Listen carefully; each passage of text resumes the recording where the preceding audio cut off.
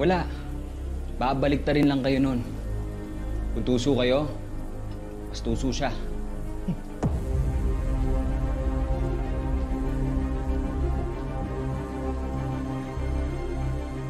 Bakit? Tama siya, Cobra. Kilala ko si Leon. Kung tuso yun, di malamang kapatid ng tuso din. Bagay. Trinidor din ako ng tatay nila.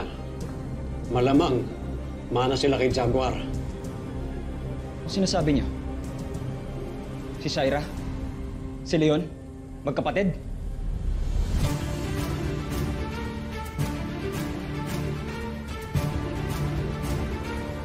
Si Leon, si Shaira?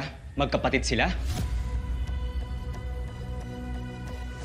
Jordan, huwag ka mag-alala. Nandito lang ako. Hindi kita iiwan. Yung tatay ko kasi, yung pamilya niya, taga Puyo. Mga Luzano. Hindi kayo magkamag-anak kayo? Si Shaira kasi Luzano rin. Paano naging kapatid ni Shaira ang rebeldeng kumidnap kay Christy pagkatapos ng kasal nila ni Jordan? Hindi coincidence to. Hindi coincidence to. Ano alam nyo? Ha? Magsalita kayo. Ano alam nyo? Wala! Ha?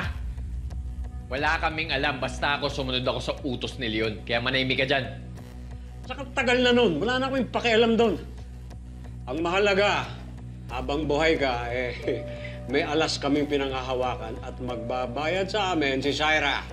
Kailangan nyo ng pera. Meron din ako. Maniwala kayo sa akin. May negosyo kami ni Jordan. Part owner ako doon. I have money. Dalhin niyo ako sa bangko. Papakita ko sa inyo yung pera ko. Bibidro ko yung lahat. Ibibigay ko sa inyo lahat yun. Basta tulungan niyo lang ako pigilan yung kasal ni Jordan. Narinig mo naman si Cobra, di ba? Baka isumbong mo kami. Hindi ka namin mapagkakatiwalaan, kaya tumikom ka na dyan.